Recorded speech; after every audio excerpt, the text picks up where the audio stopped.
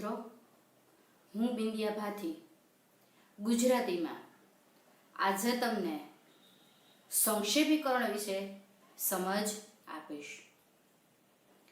તો વિદ્યાર્થી મિત્રો, આપણું આ સંક્ષેપીકરણ એ લેખન વિભાગની અંદર આવે છે.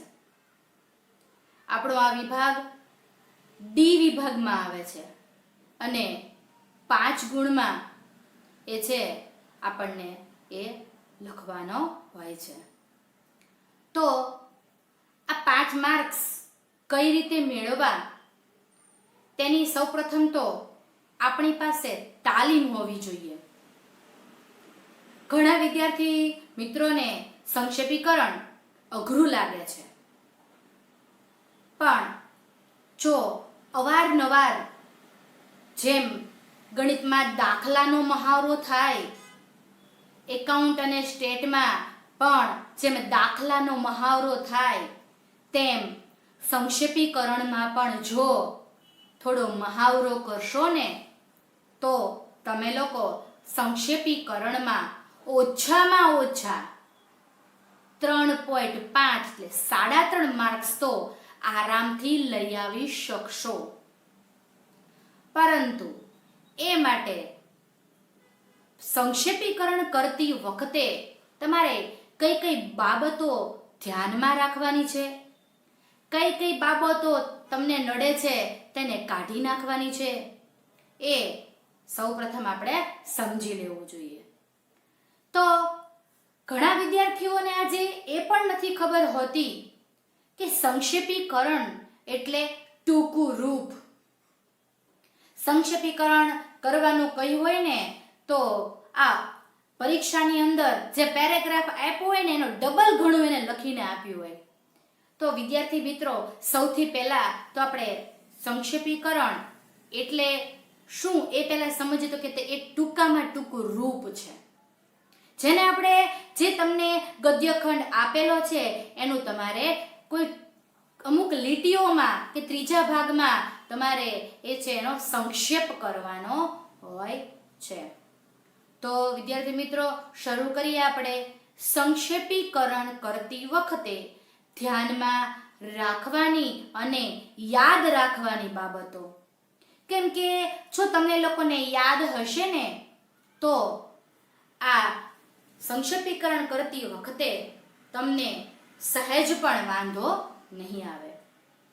સંક્ષેપીકરણ કરતી વખતે ધ્યાનમાં રાખવાની અને યાદ રાખવાની બાબતો બાદ મેં એક એવો નમૂનો પણ તમારી સમક્ષ રજૂ કર્યો છે અને એ કઈ રીતે તમને ટૂંકું કરવું, તમારે સંક્ષેપ કઈ રીતે કરવો એ પણ મેં જોડે જોડે સાથે લખેલ પણ છે.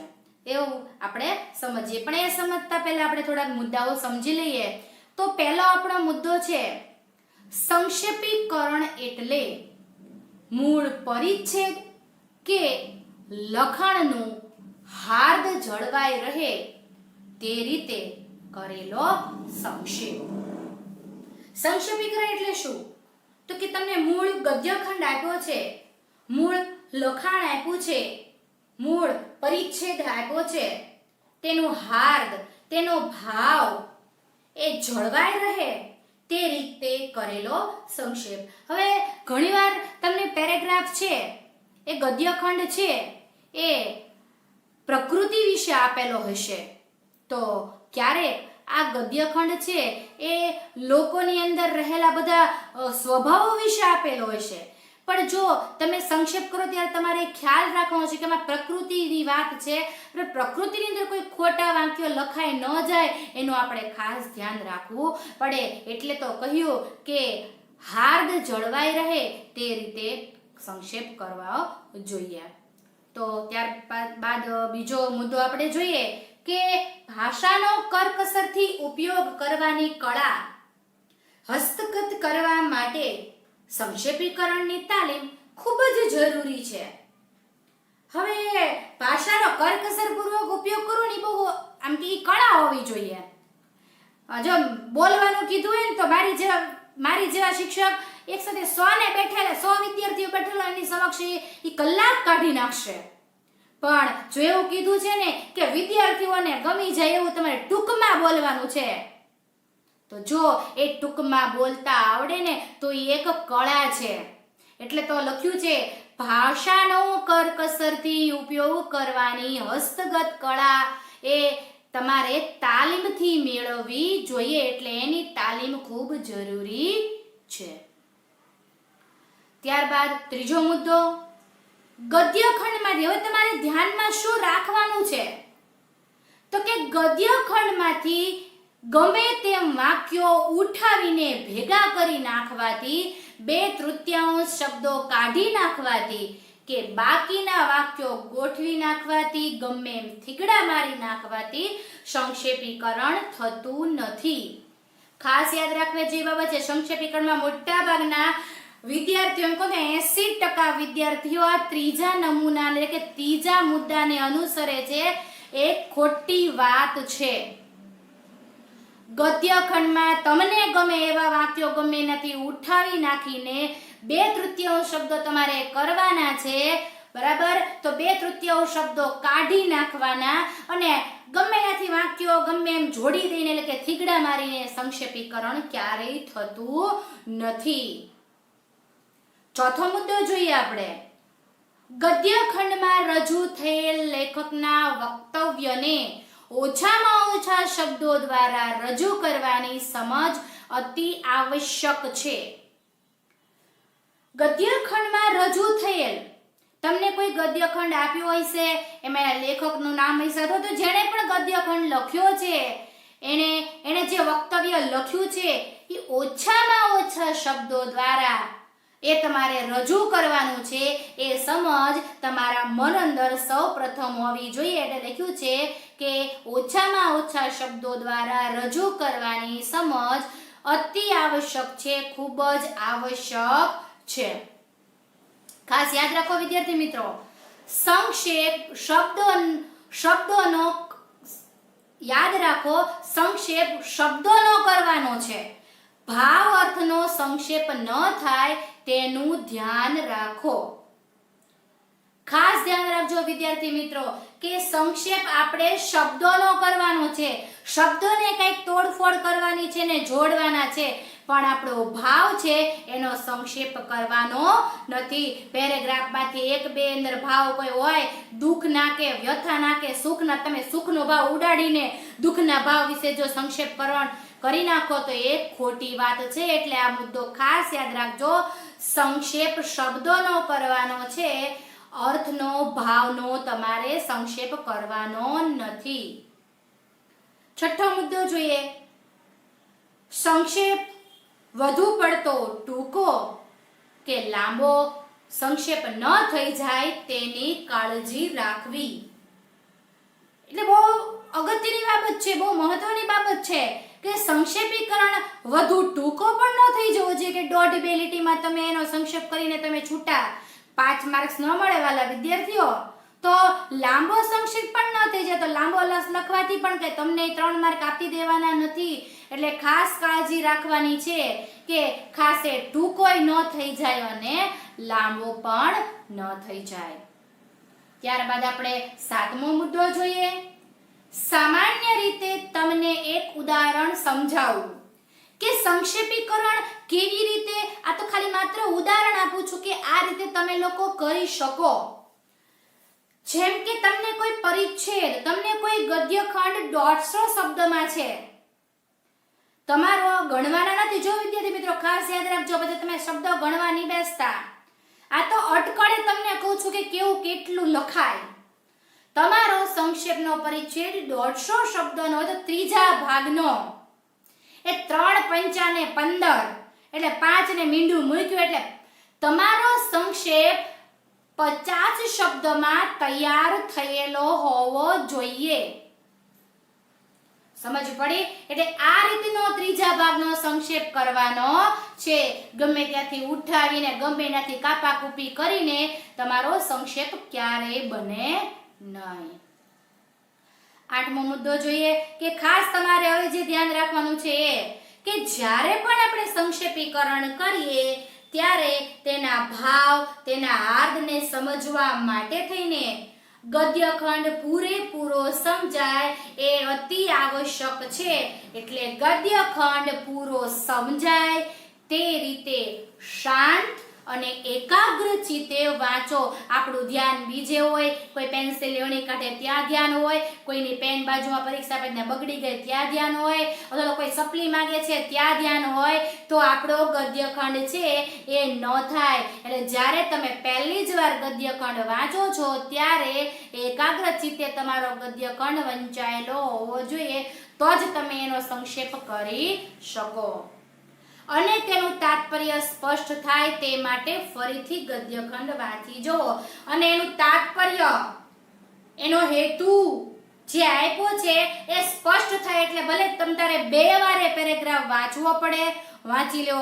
કેમ કે આખાય એમ કહું છું ને, આખાય તમારા પેપરની અંદર 3 વસ્તુ એવી, એટલે કે 4 વસ્તુ અંદર જોઈએ તેવી ધ્યાન રાખવા જેવી છે. એક તો તમારો સંક્ષેપીકરણ, એક તમારો ગદ્યાર્થ ગ્રહણ, એક તમારું પદ્યાર્થ ગ્રહણ, જો છેલ્લે કહીએ ને તો વર્ણાત્મક, યાને કે તમે જેને શું કહેવાય વાદાત્મક ગદ્ય કહો છો ને એ. આ 4 બાબતની અંદર તો તમે જો એકાગ્ર ચિત્તે તમારો ગદ્યખંડ પદ્ય જે હોય વાંચેલું ન હોય તો તમે એને તમારો હેતુ છે એ તમે સિદ્ધ કરી શકો નહીં. 9મો મુદ્દો જોઈએ. વાંચતા વાંચતા ખ્યાલ આવશે કે પ્રસ્તુત પરિચ્છેદ કોઈ ભાવ વિચારનો વિસ્તાર છે. વિષયની વાત થઈ કે જ્યારે તમે વાંચો છો, વાંચતા વાંચતા તમને ખ્યાલ આવશે કે આ પરિચ્છેદમાં કયા ભાવનો વિસ્તાર છે, કયો ભાવ રજૂ થયો છે, કયો વિષય રજૂ થયો છે, એ સિવાય આપણને ખબર પડે નહીં. 10મો મુદ્દો જોઈએ. ગદ્યખંડમાંથી મહત્વના મુદ્દાઓ જુદા તારવો અને ક્યાંક કશું રહી જતું નથી તેની ચકાસણી કરો. હવે તમને એમ થશે કે મેમ 3 કલાકના આ પેપર પૂરું કરવામાં અમારે કાંઈ આવી પહોંચણ અમારાથી ન થાય, તો વિદ્યાર્થી મિત્રો એટલે તે ABC વિભાગ આપણે પહેલા લખી નાખવો, એટલા માટે કે પછી આપણે આરામથી D અને E વિભાગ વાંચીને વ્યવસ્થિત લખી શકીએ. ઘણા મોટા ભાગના વિદ્યાર્થીઓ શું કરતા હોય છે, એ D અને E પહેલા લખે, પછી એને એમ થાય મારે હજી A બાકી, મારે હજી B બાકી, મારે હજી C વિભાગ બાકી. એટલા માટે જ તમને કહેવામાં આવે છે કે આમ તો એવું જ હોય કે જે વિભાગ આપણને પહેલા આવડતો એ લખવો, પણ જે ટેલેન્ટેડ હોશિયાર વિદ્યાર્થી છે એને મારી આ ખાસ એટલે ખાસ સૂચના છે કે એને ABC વિભાગ પહેલો લખી નાખવો. કેમ કે એમાં તો તમે બેઠું વાંચેલું છે, બેઠું જ લખવાનું છે, એમાં તમારે મૌલિક જવાનું નથી, એમાં તમારે કશું વિચારવાનું નથી. જ્યારે DE વિભાગમાં તમારે વિચારીને લખવાનું છે, તો બાકીનો જે સમય છે એ તમે DE વિભાગને ન્યાય આપી શકો, માટે થઈને ABC વિભાગ આપણે પહેલા લખી નાખવો જોઈએ, તો જ આપણે આ પેરેગ્રાફ વાંચી શકીએ અને એના ભાવ અને વિષયને આપણે વ્યવસ્થિત સમજી શકીએ. 10મો મુદ્દો લઈએ. ગદ્યખંડમાંથી મહત્વના મુદ્દાઓ જુદા તારવો. ક્યાંક કશું રહી જતું નથી તેની ચકાસણી કરો. હમણાં આપણે વાત કરી કે ભાઈ મુદ્દાઓ આપ્યા છે તો જુદા તારવવા. કઈ રીતે? તો કે અહીંયા આનું આ થાય છે, અહીંયા આપણે આનું આમ ટૂંકું કર્યું, એ મુદ્દા જુદા તારવવા. અને પાછું ધ્યાન રાખવાનું એકી લીટી રહી તો નથી જતી ને, ક્યાંય કશું રહી નથી જતું ને, એ ખાસ ધ્યાન રાખવાનું. કેમ કે તમને હમણાં ઉદાહરણ આપો કે તમે આખો પેરેગ્રાફ વાંચો છો, એમાં શબ્દ સમૂહ માટે એક શબ્દ છે, તો એ ખાસ ધ્યાન રાખવાનું કે એ મુદ્દો તમારે જેનું ટૂંકું રૂપ કરવાનું છે એ જ તમે ભૂલી જાઓ તો તમારો સંક્ષેપ ઝડપથી થવાનો જ નથી. 11મો મુદ્દો. મુખ્ય મુદ્દા નીચે પેન્સિલથી અંડરલાઈન કરો. તમને એવું લાગે છે કે આ મુખ્ય મારો મુદ્દો છે તો પેન્સિલથી નીચે અંડરલાઈન કરવી, જેથી કરીને તમને લોકોને ખ્યાલ આવે કે મારે હવે પેન્સિલ જે નીચે અંડરલાઈન કરીને એમ એ જ મારા ધ્યાનમાં રાખવાનું છે. સૌથી પહેલા જ્યારે તમે લખવાની શરૂઆત કરો સીધું તમે લોકો લખવા ન માંડો જવાબમાં, આન્સર પેપરમાં, પ્રશ્નપત્રમાં પેન્સિલનો ઉપયોગ કરી શકો. પેન્સિલથી તમારે એમ જોવાનું કે ભાઈ આમાં આ વાક્ય મારે ઉપયોગી વાક્ય નીચે અંડરલાઈન કરજો. બરાબર છે. ઉપયોગી વાક્ય નીચે અંડરલાઈન કરશો, ઉપયોગી શબ્દ નીચે અંડરલાઈન કરશો એટલે તમને ઘણો આશકારો થઈ જશે. ઠીક, હવે લીટી કરી એનું જ મારે ટૂંકું કરવાનું છે, પણ એમાં એકે મુદ્દો રહી જવો જોઈએ નહીં. 12મો મુદ્દો છે સંક્ષેપીકરણના કદનો આધાર મૂળ લખાણના પ્રકાર અને સંક્ષેપના હેતુ પર રહે છે. સંક્ષેપીકરણનું કદ કેવું હોવું જોઈએ એ એના મૂળ લખાણના પ્રકાર અને સંક્ષેપના હેતુ પર રહેલો હોય છે. એટલે લખાણ કેવું છે, લખાણનો પ્રકાર કેવો છે, એના ઉપર સંક્ષેપનો હેતુ છે રહેલો છે. 13મો મુદ્દો ગદ્ય ખંડનું કથન પૂરેપૂરું સચવાવવું જોઈએ. તમને આપેલ પેરેગ્રાફ છે એનું કથન પૂરેપૂરું સચવાવવું જોઈએ અને ઓછામાં ઓછા શબ્દો હોવા જોઈએ. અંદર જે કથન કહેવાયું છે એ પૂરેપૂરું સચવાવવું જોઈએ અને શબ્દો છે એ પણ ઓછામાં ઓછા હોવા જોઈએ. 14મો મુદ્દો જોઈએ આપણે, જે તમારે ખાસ યાદ રાખવાનો છે કે સંક્ષેપીકરણ કરતી વખતે શું દૂર કરી નાખવાનું છે, શું કાઢી નાખવાનું છે. તો વિદ્યાર્થી મિત્રો, ક્યારેક ગદ્ય ખંડની અંદર ઉદાહરણ આપ્યું હશે, શિસ્તની વાત કરી અને તંદ લખ્યું, આ જેમ કે તમારી શાળામાં આટલી શિસ્ત, તો એ બધી એને ઉદાહરણ આપ્યા છે. શિસ્તનો જો કોઈ પેરેગ્રાફ હોય તો શિસ્તના પ્રકારો આપીને તમને એના ઉદાહરણ આપ્યા હોય તો એ ઉદાહરણ કાઢી નાખો. કાવ્ય પંક્તિઓ આપીને વિચારને વધુ સ્પષ્ટ કરવાનો કે સમજાવવાનો પ્રયત્ન કર્યો હોય છે. એટલે વધારે આમાં કઈ કાવ્ય પંક્તિઓ હોય તો જોવાની, કામની હોય તો રાખવાની, બાકી એમ આપણને આ સ્પષ્ટ નથી તો એ આપણે રાખવાનું નથી. એટલે ઉદાહરણો ખાસ કરીને આપણે ઉડાડી દેવાના રહેશે. 15મો તમારો મુદ્દો વધારાની લાગતી વિગતોને તમે વિવેકપૂર્વક કાઢજો. ધ્યાનથી એક પણ તમારી ભાષા શુદ્ધિ કે લેખન રૂઢિને કાંઈ તકલીફ થાય એવું નોન નાન માન તમે જે કાંઈ લખો છો એ વ્યવસ્થિત લખાવું એટલે કીધું છે વિવેકપૂર્વક એનો ઉપયોગ કરવો જોઈએ. 16મું છે તમારો મુદ્દો ગદ્ય ખંડમાંના વિચારને રજૂ કરતા દ્રષ્ટાંતો, ઉદાહરણો, અવતરણો, દલીલો, અલંકારો કે સરખામણીઓ અનિવાર્ય ન હોય તો છોડી દેવા જોઈએ. પેરેગ્રાફની અંદર, ગદ્ય ખંડની અંદર વિચારોને રજૂ કરતા દ્રષ્ટાંતો, તમને જે ગદ્ય ખંડ આપ્યો છે એના વિચારોને રજૂ કરતા દ્રષ્ટાંત કે ઉદાહરણ હોય, અવતરણ એટલે કોઈના દ્વારા કહેવાયેલું જો હોય તો કામનું રાખવાનું, બાકી નહીં. માં દલીલો તો ખાસ કાઢી નાખવાની, કેમ કે દલીલો સંક્ષેપીકરણમાં લખવાની હોય નહીં. અલંકારો હોય, ક્યારેક સરખામણી કરી હોય તો સરખામણીઓ જો અનિવાર્ય ન હોય તો આપણે કાઢી લે કે યોગ આપણને એમ છે કામના નથી તો એને કાઢી નાખવા જોઈએ. તમારો 17મો મુદ્દો શબ્દ સમૂહ માટે એક શબ્દ કે સામાસિક શબ્દનો વિસ્તાર ભાષાના પોતાને એના બળને હાનિ પહોંચાડે છે. વાતના દ્રઢીકરણ માટે ક્યાંય શબ્દ સમૂહ કે વાક્યોનું પુનરાવર્તન થયેલું હોય તો યોગ્ય સામાસિક શબ્દનો ઉપયોગ કરવો. ઘણીવાર વિદ્યાર્થી મિત્રો તમને શબ્દ સમૂહ એક શબ્દ એમ લાંબો લખ્યો હોય, જ્યાં પૃથ્વી અને ધરતી અડે છે એવી જગ્યા, તો એ શબ્દને એના બળને હાનિ ન પહોંચે એ રીતે સામાસિક શબ્દ એટલે ક્ષિતિજ. સમજ પડી? એટલે શબ્દ સમૂહ કે સામાસિક શબ્દનો વિસ્તાર ભાષાના પોતાના એના બળને હાનિ ન પહોંચાડે. તમે એની જગ્યાએ એવું લખશો કે ભાઈ ધરતી આકાશ, તો તમારો અર્થ થયો નહીં, તો એના જે ભાષાનું પોતાનું બળ છે એને હાનિ પહોંચાડે છે. વાતને દ્રઢીકરણ થાય એવું કશું લખાણું નથી. તો શબ્દ સમૂહ માટે એક શબ્દ હોય તો તેનો સામાસિક શબ્દ તમારે લખવો. જેમ કે જેનો અંત નથી એવા શ્રી કૃષ્ણ, તો અનંત એવા શ્રી કૃષ્ણ.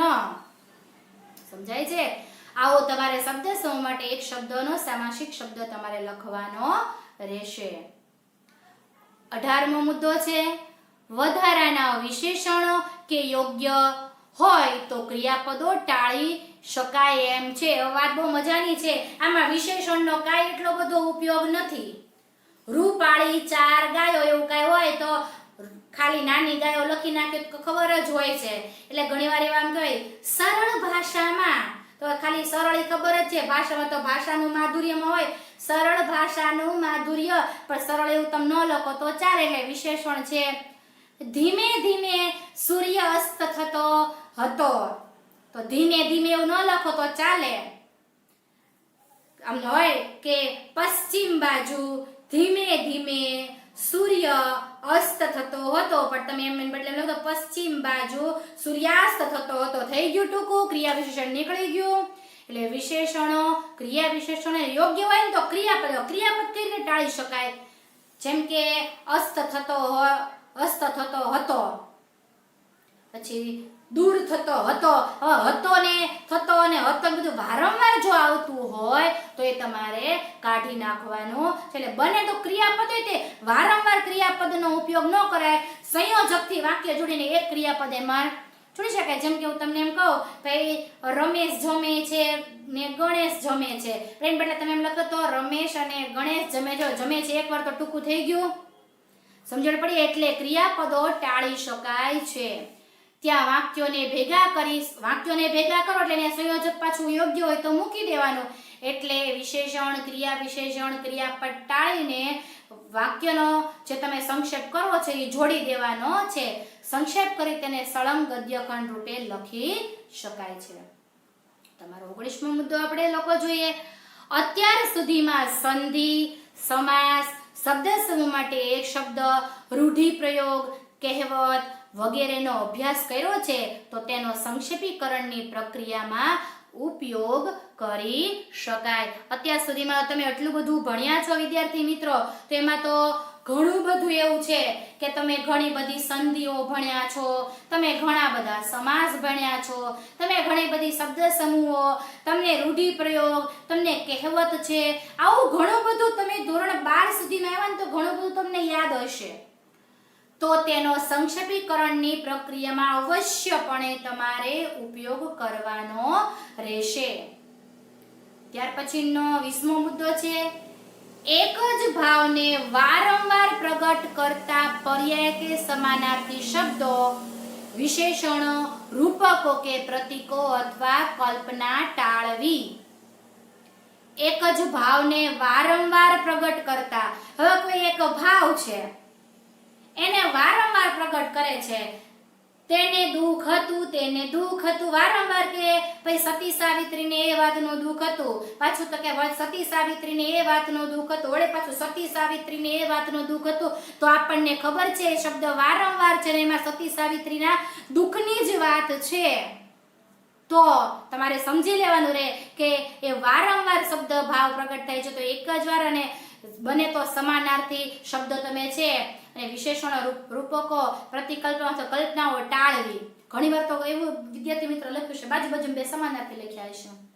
જેમ તમને યાદ હશે મેં તમને લેખન રૂઢિ અને ભાષા શુદ્ધિમાં શીખવ્યું હતું. એક મુદ્દો યાદ કરો કે પર્યાય અથવા તો જે કાંઈ હોય તો એમાંથી એક જ તે તમારે લખાય. બાજુમાં બે પર્યાય તો એ ખાસ આપણે અહીંયા પણ ઉપયોગી છે. બાજુ બે પર્યાય હોય, બળ્યો અને બળવાન તો આપણને ખબર છે, જે આપણને સારો લાગે છે બળવાન કયો તો એ છે ને બળ્યો કયો તો એ છે.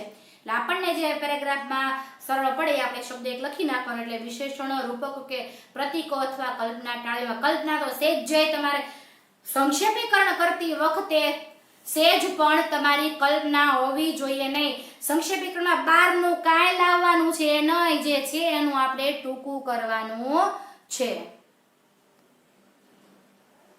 તમારો 21મો મુદ્દો છે. એક વિચારનું પુનરાવર્તન થતું જણાય તો એમના હાર્દને પકડીને પુનરાવર્તન ટાળજો. એક વિચારનું પુનરાવર્તન થતું જણાય તો, એકને એક વિચાર તમારો હોય એનું પુનરાવર્તન થતું હોય વારંવાર, જેમ કે ગાંધીજીની કોઈ વાત છે તો એને સત્યને લઈને વારંવાર ગાંધીજી સત્ય વિશે આવું કહેતા હતા, વળી પાછું ગાંધી સત્ય વિશે, તો એ સત્ય વિશે જે વારંવાર વિચારનો જે એ જે પુનરાવર્તન થતું હોય તેમાંનો જે મુખ્ય હાર્દ હોય ને એ પકડી લેવાનું, બાકીનું પુનરાવર્તન છે કાઢી નાખવાનું છે. તમારો 22મો મુદ્દો છે. વિચારોની ક્રમિકતા જળવાય, કોઈ મુદ્દો રહી ન જાય. તમારી વિચારોની ક્રમિકતા છે એ જળવાવી જોઈએ. આપણે સંક્ષેપીકરણ કરીએ એટલે આપણે એમાં અંડરલાઈન તમે કહ્યું એમ તમે કરી જશે, તો તમે પહેલો લખો ને પછી છેલ્લે લીટી બીજી મૂકી દો ને એમ નહીં. આ એની અંદર જે પેરેગ્રાફ આપ્યો છે ને એમાં ક્રમિકતા હશે, તો એ વિચારોની ક્રમિકતા છે એ જળવાવી જોઈએ. એમાં મુદ્દો રહી ન જવો જોઈએ. કેમ કે તમે શરૂઆત જુઓ કે ભાઈ કોઈ પેરેગ્રાફ છે એની અંદર એવું લખ્યું છે કે બધા બેઠા હતા, બરાબર, પછી રક્ષણ કરવા ગયા અને મૃત્યુ પામ્યા. તમે એને બદલે લખો ત્યારે શરૂઆતમાં એમ લખી નાખો કે તેઓ બધા બેઠા હતા, મૃત્યુ પામ્યા અને ભાગ્યા, એવું કે તમે એમ લખી શકશો ને. તમારે જોવાની ક્રમિકતા જોવાની છે કે પહેલા બધા બેઠા હતા, પછી લશ્કર એટલે લડવા ગયા, લડ્યા પછી મર્યા. એટલે વિચારોની ક્રમિકતા નો એટલે કે એની જળવાઈ રહે એનું ખાસ ધ્યાન રાખવાનું, કોઈ મુદ્દો ન રહી જવો જોઈએ. સંક્ષેપના વાક્યો ટાચણ કે અધૂરા તો કોઈ પણ સંજોગોમાં ન હોવા જોઈએ. તમારા વાક્યો અધૂરા ન હોવા જોઈએ. ખાસ એટલે ખાસ ધ્યાન રાખવાનું છે. તમે અધૂરું વાક્ય મૂકી દો તો એ અયોગ્ય કહેવાય છે. 24મો મુદ્દો છે તમારા મૌલિક લખાણમાં ભાષા શુદ્ધિ જોડણીમાં ખાસ ધ્યાન રાખવું. બહુ મહત્વની બાબત. તમને આ બધું એ કર્યા પછી જો તમારું, કેમ કે આમાં તમારે મૌલિક લખાણ લખો છે, લખવાનું છે મને જોઈ ને તે પણ મૌલિક, તો મૌલિક લખાણ કરો છો ત્યારે ભાષા શુદ્ધિની, કેમ કે આપણે ખબર ને અનુગ ને નામ યોગી ને રસ્વઈ દીર્ઘની બધી ભૂલ છે ને, બરાબર, અનુગો બાજુમાં નામ યોગી દૂર લખવાના છે ને, ભેગા બોલાતા શબ્દો ભેગા લખવાના, છૂટા બોલાતા શબ્દો છૂટા. તમે નિયમ અમારા લખાવેલા યાદ કરો તો એ ભાષા શુદ્ધિ અને જોડણીમાં ખાસ ધ્યાન રાખવું જોઈએ. એટલું જ નહીં, જે તે સ્થળે યોગ્ય વિરામ ચિહ્નોનો ઉપયોગ પણ અવશ્ય કરવો. જે તે સ્થળે તમને બીજા વિરામ ચિહ્નો મૂકવાનો ખ્યાલ ન આવે પણ અલ્પ વિરામ કે પૂર્ણ વિરામ ક્યાં મૂકવું એ ધોરણ 12 ના વિદ્યાર્થીઓ તો ખબર જ હોય, એટલે વિરામ ચિહ્નો તો તમારે અવશ્ય મૂકવાના રહેશે. 25મું, હવે સંક્ષેપ કર્યા પછી જેમાં તમને એક ગુણ મળવાનો છે તે શીર્ષકની વાત કરીએ. હવે મુદ્દાઓ પર જઈએ. સંક્ષેપીકરણની અંદર 4 માર્ક્સ તમારા લખાણના, 1 માર્ક શીર્ષકનો. ગમે કરીએ પણ આપણો શીર્ષકનો 1 માર્ક જોવો ન જોઈએ. એટલે એ 1 માર્ક માટે તેને શું કરવું તો સૌપ્રથમ શીર્ષક આરંભમાં જ લખવું. બરાબર મત. સૌથી પહેલા તમને 25મા મુદ્દામાં તો એવું કીધું છે કે ભાઈ 1 ગુણનો છે તમારે, એટલે લખવું ક્યાં. ઘણા વિદ્યાર્થીઓએ સંક્ષેપીકરણ પૂરું થઈને છેલ્લે લખે શીર્ષક, તો નીચે શીર્ષક લખે એટલે જોનારને તો દેખાવાનું જ નથી. તમે અત્યાર સુધી મુદ્દા પરથી વાર્તા છે ને તમે તમારી નિબંધમાળામાં જોઈ છે, શીર્ષક પહેલા જોઈ મથાળે જોયું છે ને તમે લોકોએ, તો શીર્ષક મને ખબર છે પછી જ આપવાનું, તો પણ લીટી છોડી દેવાની છે. સંક્ષેપીકરણનો પ્રશ્ન ક્રમાંક કોઈ લખીને સંક્ષેપીકરણ કરી નાખો, એની ઉપર 2 જગ્યા છોડો, 2 લીટી તમે, ત્યાં સંક્ષેપીકરણ જે પેજ છે એની બરાબર વચ્ચે અવતરણમાં તમારી શીર્ષક છે એ તમારે લખી નાખવાનું છે. એટલે સૌથી પહેલા તમને એ સમજાવવાનું છે કે લખવાનું ક્યાં છે. આરંભમાં મથાળે એટલે કે બરાબર એકદમ તમારું જે સપ્લિમેન્ટરી આપી છે એ પાનાની અંદર જોઈએ તો પાનામાં વચ્ચેનો જે ભાગ છે ત્યાં તમારે લખાવવું જોઈએ. હવે શીર્ષક કઈ રીતે પસંદ કરવું, તો કે શીર્ષક આખા ગદ્ય ખંડના મુખ્ય વક્તવ્યને કે હાર્દને ટૂંકમાં સ્પષ્ટ કરે તેવો કોઈ સચોટ કે વેધક શબ્દ સમૂહ ગદ્ય ખંડના શીર્ષક તરીકે પસંદ કરવું. આખા ગદ્ય ખંડના મુખ્ય વક્તવ્યને એના હાર્દને ટૂંકમાં સ્પષ્ટ થાય તેવું સચોટ અને વેધક. સચોટ તો ખરી પણ સામેવાળા જોનારને થઈ જાય કે બાકી ના હો, શીર્ષક બાકી આપ્યું છે ને, એટલે એવું શબ્દ કે શબ્દ સમૂહ ગદ્ય ખંડના શીર્ષક તરીકે તમારે પસંદ કરવાનું છે. શીર્ષક બહુ લાંબુ ન લખવું, ઓછામાં ઓછા 2-3 શબ્દ યાને કે અભ્યાસનું મહત્વ લખવું ને વધુમાં વધુ 3 કે 4 શબ્દ જેમ કે જીવન અને સંસ્કૃતિનો સમન્વય. આ રીતે તમારું જે શીર્ષક છે લખાવું જોઈએ. બહુ લાંબુ નહીં, બહુ ટૂંકું નહીં, ઓછામાં ઓછી મેં તો તમને વાત કરી અભ્યાસનું મહત્વ.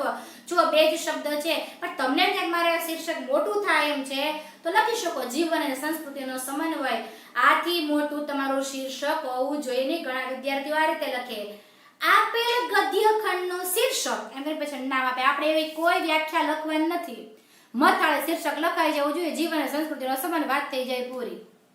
તમારો 28મો અને છેલ્લો મુદ્દો છે સંક્ષેપીકરણમાં 4 ગુણ તમારે સંક્ષેપ કરવાના છે અને ગદ્ય ખંડમાં અને 1 ગુણ તમારો શીર્ષકનો રહેશે. હવે આપણે એક ગદ્ય ખંડના આધારે સંક્ષેપીકરણ કરતા શીખીએ કે સંક્ષેપીકરણ કઈ રીતે થશે. જો વિદ્યાર્થી મિત્રો, હવે સૌપ્રથમ તો આપણે જે વાત કરી છે એ પ્રમાણે હું પહેલા સૌપ્રથમ તો આખો પેરેગ્રાફ એકવાર વાંચું છું. ચોટીલાના પાદરે એક વિશાળ ઘટાવાળા વડલાની છાયા નીચે હથેળી જેવડા જાડા અને શેતરંજી જેવા મોટા પાથરણા પર બેસીને કાઠી દરબારો પાણીમાં ઘૂંટી ઘૂંટીને જાડા રગડા જેવા બનાવેલા અફીણની ઉજાણી કરી રહ્યા હતા. એટલામાં કેટલાક બ્રાહ્મણો ત્યાં દોડી આવ્યા. એમનો શ્વાસ માતો ન હતો. તેઓ મદદ માટેની બૂમો પાડતા હતા. આવતાની સાથે બ્રાહ્મણો બોલ્યા, ગાયોને ચારવા માટે ખાસ પડતર રાખેલ વિશાળ જમીનમાં અમારી ગાયો બેઠી બેઠી જુવાર બાજરીના સૂકા સાંઠા મોંમાં ફરી ફરીને ચાવતી બેઠી હતી. ત્યારે તમે સૌએ કરેલા ઉપકારને ભૂલી જઈને કેટલાક શરમ સંકોચ વિનાના દુષ્ટોએ તેમને લૂંટી લીધી છે. આપણી સેંકડો ગાયોને લૂંટીને ચાલી નીકળેલા બુરાઈના ભંડારો એવા એ દુષ્ટોને તમે પકડો. આ કાઠી દરબારો રાજનીતિના દાવપેચમાં હોશિયાર ન હતા, પણ શૂરવીર હતા. પોતાના બાળકો માટે વહાલ હોય એટલો પ્રેમ તેમને ગાયો અને બ્રાહ્મણો માટે હતો. તેઓ પોતાની જાતને ગાયો અને બ્રાહ્મણોનું રક્ષણ કરનાર તરીકે ઓળખાવતા. તેઓ તરત જ તલવાર, ભાલા, ઢાલ જેવા શસ્ત્રો લઈને ઘોડાની પીઠ ઉપર સામાન નાખીને તે ઉપર સવાર થઈને દુશ્મનોની પાછળ પડ્યા. હવે આ પેરેગ્રાફ મેં બહુ ધ્યાનથી વાંચ્યો છે એટલે મને એનો વિષય ખબર પડી કે આમાં કોઈ ચોટીલા એવો કોઈક ગામ છે, એનું પાદર છે અને આ બધા દરબારો છે, બધા કંઈક પીવે છે, જે કાંઈ જાડા પાણીનો રગડો કરીને એ બધું પીવે છે ને ત્યાર પછી અંદર બધા ત્યાં બેઠા બેઠામાં રાજી થતા હોય તે અચિંતાના બ્રાહ્મણો દોડતા દોડતા આવે છે ને એને એવું કહે છે, ભાઈ દોડો ઈ કે મદદ કરો ઈ કે આપણી તમે અત્યાર સુધી જેની સાથે સારું રાખેલું છે એવા બધા ખરાબ ઓલાવાળા બધા છે એ આપણી ગાયોને છે એ લૂંટીને લઈ જાય છે. આટલું કહેતાની સાથે કહે છે કે ગાયોનું અને બ્રાહ્મણનું રક્ષણ કરતા ઓળખાતા એવા બધા ક્ષત્રિયો છે એ દોડે છે, તલવાર અને ભાલા ને બધું જે લઈને ઘોડા ઉપર બેસીને પેલા જે લોકો ગાય લઈ જાય છે એની પાછળ જાય છે. આ તો એનો વિષય સૌથી પહેલા આપણને એના ભાવ અને હાર્દ છે ને એ પકડાઈ ગયો છે. હવે આમાં શું ટૂંકું કરવું છે, શું લખવું છે ને એ આપણે હવે ધીમે ધીમે જોતા જઈએ. એ સૌથી પહેલા આપણે ઉપર જઈએ તો જુઓ, ચોટીલાના પાદરે એક વિશાળ ઘટાવાળા. હવે વિશાળ ઘટાવાળા એ શબ્દ છે જેનો અર્થ થાય છે ઘેઘુર. બરાબર, જો હવે તમને એટલા માટે લીધી કે અંડરલાઈન કરજો, મેં અંડરલાઈન કરેલી છે કે વિશાળ ઘટાવાળા એટલે એનો ઘેઘુર ટૂંકું થયું. વડલાની છાયા નીચે હથેળી જેવડા જાડા અને શેતરંજી જેવડા મોટા પાથરણા પર. હથેળી જેવા જાડા એટલે આટલા જાડા, બરાબર, અને શેતરંજી જેવડા મોટા પાથરણા પર બેસીને એટલે આપણે ખબર પડી હથેળી જેવડા જાડા અને શેતરંજી જેવા મોટા પાથરણા એને કહેવાય છે બુંગણ. બરાબર, બેસીને કાઠી દરબારો એટલે ખબર પડી ચોટીલાના પાદરમાં ઘેઘુર વડલાની નીચે ઘેઘુર વડલામાં બુંગણ નીચે એટલે બુંગણ ઉપર બેસીને હું હવે જોઈએ આગળ દરબારો પાણીમાં ઘૂંટી ઘૂંટીને જાડા રગડા જેવા બનાવેલા અફીણની ઉજાણી કરી રહ્યા હતા. આટલું પહેલા સમજીએ આપણે. હવે પાણીમાં ઘૂંટી ઘૂંટીને જાડા રગડા જેવા બનાવેલા અફીણને આપણે શું કહીએ છીએ? કસુબો. હવે જો આ મેં મારી 6 લીટી છે. હવે એને મારે ટૂંકું કરવું હોય તો હું કઈ રીતે કરું?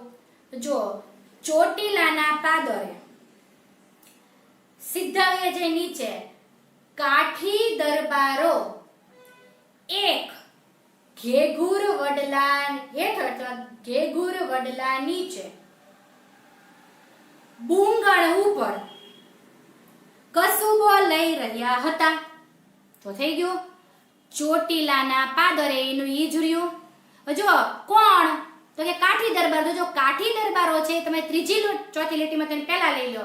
ચોટીલાના પાદરે કાઠી દરબારો એક ઘેઘુર વડલા હેઠળ વડલા નીચે તો વડલા હેઠળ બુંગળ ઉપર બેસીને કસુબાની ઉજાણી કરી રહ્યા હતા. થયું તમારું એટલું પૂરું? એટલે આપણે શબ્દ માટે એક શબ્દ જેવા ટૂંકા કર્યા. જોઈએ આગળ. એટલામાં કેટલાક બ્રાહ્મણો ત્યાં દોડીને આવ્યા. એમનો શ્વાસ સમાતો ન હતો. હવે બ્રાહ્મણો દોડીને આવ્યા, શ્વાસ સમાતો હતો, એનું વાક્ય ટૂંકું થઈ શકે. એટલામાં શ્વાસે ભર્યા કેટલાક બ્રાહ્મણો. કરી શકો ને? એટલે એ તો હમણાં કરી પણ જોઈએ. તેઓ મદદ માટે બૂમો પાડતા હતા. એટલે વહાર મદદ માંગતા હતા. મદદ માટે બૂમો પાડતાને કહેવાય છે ઘા નાખતા હતા. વહારે આવવાનું કહેતા પણ આપણે એના માટે લખશું ઘા નાખતા આવ્યા. બરાબર? પછી આગળ જોઈએ. શું? આવતાની સાથે બોલ્યા, ગાયો ચારવા માટે ખાસ પડતર રાખેલી વિશાળ જમીનમાં અમારી ગાયો બેઠી જુવાર બાજરીના સૂકા સાઠા મોંમાં ફરીને ચાવતી બેઠી હતી. વટલાને ટૂંકું કરીએ આપણે. સૌથી પહેલા મને એટલી ખબર પડી કે એટલામાં બ્રાહ્મણો દોડતા તો પતી જ મદદ માટે બૂમો પાડતા હતા. ત્યાં મેં લખીશ ઘા નાખતા હતા. હવે જો ગાયોને ચરવા માટે ખાસ પડતર રાખેલી વિશાળ જમીનમાં વિશાળ જમીન તેને કહેવાય ગોચર. ગાયોને ચારવા માટે ખાસ પડતર રાખેલી વિશાળ જમીન તો કે ગોચર. થઈ ગયું ટૂંકું. હવે અમારી ગાય બેઠી એટલે જમીન રાખો. જુવાર બાજરીના સૂકા સાઠા મોંમાં ફરીને ચાવતી હતી. જુવાર બાજરીના સૂકા સાઠા એટલે રાડા થયા. અને ફરીને ચાવતી હતી તો શું થઈ જાય? વાગોળતી હતી. થઈ ગયું ટૂંકું. હવે આપણે આને ટૂંકું કરવું હોય તો કેમ કરશું? તો જોઈએ. એટલામાં શ્વાસે ભર્યા. જો એટલામાં શ્વાસે ભર્યા બ્રાહ્મણો ત્યાં ઘા નાખતા આવ્યા. બરાબર? શું આગળ? ગોચરમાં આવ્યા. પછી ગોચરમાં એમની રાડા વાગોળતી. બરાબર? થઈ ગયું એટલું ટૂંકું. હવે તમે 2 પેરાગ્રાફના તમે કેટલી તમે 3 તમારી એમ કહેવાય ચોપડીમાં નોટમાં લખો 3-4 લીટી જેવું 3 લીટી જેવું તમારે થઈ ગયું. હવે ત્યાર આગળ જોઈએ. વાગોતી બેઠી હતી. બરાબર? આટલું તો થયું. બેઠી હતી. પહેલામાં તમે ઓલા ક્ષત્રિય કસું તેની વાત કરી. આમાં ગાયની તમે વાત કરી. બ્રાહ્મણો આવ્યા શ્વાસભેરને બ્રાહ્મણો ઘા નાખતા આવ્યા ને એમની ગોચરમાં જે ગાયો છે એ રાડા વાગોતી બેઠી. એટલું એને કીધું. હવે સૌએ કરેલા ઉપકારને ભૂલી જઈને કેટલાક કૃતજ્ઞો ઉપકાર કરેલા સૌએ કરેલા ઉપકારને ભૂલી જઈને કેટલાક શરમ સંકોચ વિનાના દુષ્ટોએ તેમને લૂંટી લીધી. હવે સૌને કરેલા ઉપકારને ભૂલી જનાર એટલાને ટૂંકું કરી તો કૃતજ્ઞ. શરમ સંકોચ વિના દુષ્ટો એટલે દૃષ્ટો એટલે દૃષ્ટો એને કહીએ. તો કેટલાક કૃતજ્ઞ અને દૃષ્ટ એમ ટૂંકું કરી શકો કે નહીં તમે? તો ત્યાં કેટલાક કૃતજ્ઞ અને દૃષ્ટો તેને લૂંટી લીધી. આપણી સેંકડો ગાયોને લૂંટી લઈને ચાલી નીકળ્યા. બુરાઈના ભંડારો એવા એ દુષ્ટોને પકડો. માલ વાળી ગયેલા સેંકડો ગાયને લૂંટીને ચાલી નીકળે એને કહેવાય માલને વાળી માલ એટલે બધા પશુને વાળીને પણ યોગ્ય દૂર એટલે માલને વાળીને. બુરાઈના ભંડાર એટલે ભૂંડા. તો જો ત્યાં કેટલાક કૃતજ્ઞ અને દુષ્ટો વડે તે લૂંટાઈ ગઈ છે. શું તમે લખ્યું પછીની? માલવાળી ગયેલા ભૂંડાઓને પકડો. જો એટલે ટૂંકું. ત્યાર પછી આ કાઠી દરબારો રાજનીતિમાં દાવપેચમાં હોશિયાર ન હતા, એટલે મુત્સદી આગળ પડતા ન હતા. બરાબર, મુત્સદી એટલે અહીંયા રાજનીતિના દાવપેચમાં તમે ટૂંકું કરો તો મુત્સદી એવું થઈ ગયું. પણ શૂરવીર હતા. પોતાના બાળકો માટે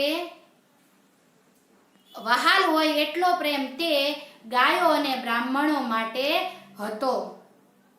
બરાબર, એટલે હવેનું ટૂંકું આપણે કરીએ કે તેઓ માલવાળીને વળે ગયેલા ભૂંડાઓને કાઠી દરબાર મુત્સદીઓ ન હતા પણ શૂરવીર હતા. તેઓ ગૌ બ્રાહ્મણ માટે સંતાન પ્રેમ જેવો પ્રેમ રાખતા હતા. હવે જુઓ, અહીંયા એને કીધું છે પોતાના બાળકોને વાલ હોય એટલો પ્રેમ, તો સંતાન પ્રેમ થયો. અને ગાયો અને બ્રાહ્મણો માટે તો શું થયું એનું ટૂંકું? તો કે ભાઈ ગૌ બ્રાહ્મણો માટે સંતાન જેવો પ્રેમ રાખતા હતા. ગાયો અને બ્રાહ્મણોનું રક્ષણ કરનાર તરીકે ઓળખાતા. એટલે ગાયો અને બ્રાહ્મણોનું રક્ષણ કરનાર તરીકે તો ગૌ બ્રાહ્મણ પ્રતિપાળ. તો શું કરશું એના ટૂંકું? તેઓ ગૌ બ્રાહ્મણ પ્રતિપાળ માટે ઓળખાતા. શું કર્યું એને? તેઓ તરત જ તલવાર, ભાલા, શસ્ત્રો, ઢાલ જેવા શસ્ત્રોને લઈને, એટલે કે બધું ભેગું કરીને તલવાર ને ભાલા, આખરે શું શસ્ત્રો, તો એમ ટૂંકું કરીને શસ્ત્રો. તો તેઓ શસ્ત્રો લઈને ઘોડાની પીઠ ઉપર સામાન નાખી, એટલે ઘોડો પલાણીને, હવે ઘોડાની પીઠ ઉપર સામાન નાખીને તે ઉપર સવાર થઈને એટલે ઘોડો પલાણીને દુશ્મનોની પાછળ પડ્યા. હવે આખું ટૂંકું કરવું હોય ને તો આપણે એને કટકે કટકે આ રીતે યાદ રાખી શકાય છે કે ભાઈ ચોટીલાના પાદરે કાઠી દરબારો એક ઘેઘુર વડલા હેઠળ બુંગળ ઉપર કસુબો લઈ રહ્યા હતા. એટલામાં શ્વાસે ભર્યા કેટલાક બ્રાહ્મણો ત્યાં ઘા નાખતા આવ્યા. ગોચરમાં એમની ગાયો રાડા વાગોતી હતી. ત્યાં કેટલાક કૃતજ્ઞ ધૃષ્ટો વડે તે લૂંટાઈ ગઈ. માલવાળી ગયેલા એ ભૂંડાઓને પકડો. કાઠી દરબારો મુત્સદીઓ ન હતા પણ શૂરવીર હતા. તેઓ ગૌ બ્રાહ્મણ માટે સંતાન જેવો પ્રેમ રાખતા. તેઓ ગૌ બ્રાહ્મણ પ્રતિપાળ માટે ઓળખાતા.